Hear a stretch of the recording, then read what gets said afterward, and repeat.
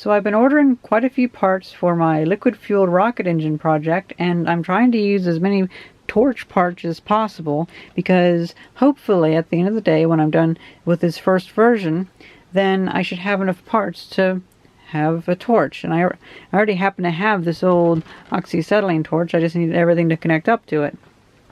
Well, looking at these parts, do you notice a problem?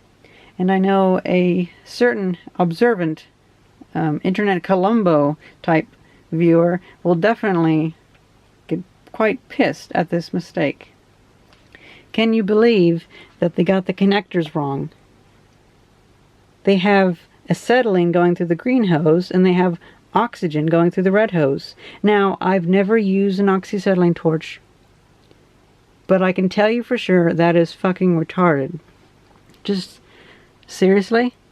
I mean, I would expect the oxygen hose to be either blue or green, mostly green.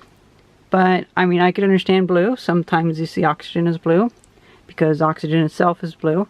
But for this instance, I would expect the green one to hook up to the oxygen, but it doesn't. Now, it just hooked up to this, and no, I mean, sorry, it just hooked up to these little flashback arresters and this. So I thought, well, perhaps it's just that these two things, maybe I got two of these that are bad. And so I checked against this, and this one has like the markings on the side saying this is oxygen. Nope, that's red. This is acetylene. Nope, that's green. So obviously this cable, or sorry, this set of hoses is totally swapped around. Now, I'm not sure if that really matters much, but to be honest, I'm just not going to risk it.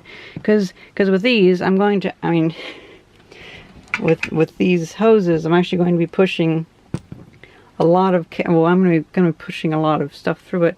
And if they don't degrade, I might be pushing a bunch of kerosene through them.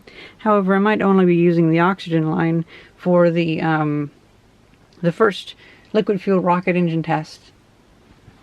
These are going to be under a lot of pressure, and they're going to be, well, basically they're going to discharge this tank in about 5 seconds. So that's going to be a lot of pressure, a lot of oxygen going through these hoses, and I don't want to have this thing discharging in like 10 or so seconds through the acetylene hose, which might be made of something different and might actually like not be compatible with oxygen. You know, so this is surprising.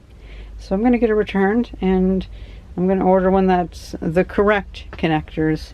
But yeah, I thought that was kind of interesting that they totally flubbed that up. Let's see, is it made in China? Oh, you know, everything's probably made in China. I don't want to unwind it to actually see because I want to keep it all together for returning, but I can guarantee you this is most likely made in China.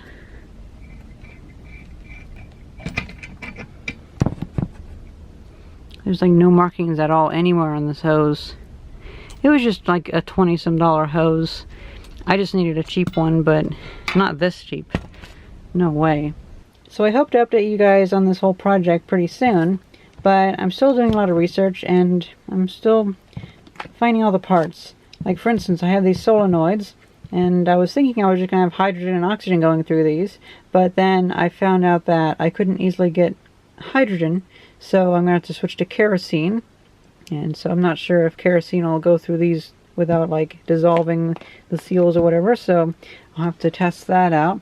And then since I'm going with kerosene, I'm going to have another container of inert gas like CO2 or something like that, and then, or I might get another one of these and modify that to be the kerosene container. I'm not sure. Either way, I'm also going to have to figure out the flow rates to make sure that it mixes to a 2.56 ratio by weight. So that's like, well, I think 400 milliliters of kerosene for this entire full canister. So yeah, I still have a lot of studying to do to make sure I understand this. But yeah, that's just my little something funny I noticed about this. I'm going to get that returned, and I'll order I'll order one that's actually a name brand and a little bit more trustable, and hopefully not made in China. Well, that's pretty much it. I hope you guys enjoyed this video. Thank you very much for watching. See ya.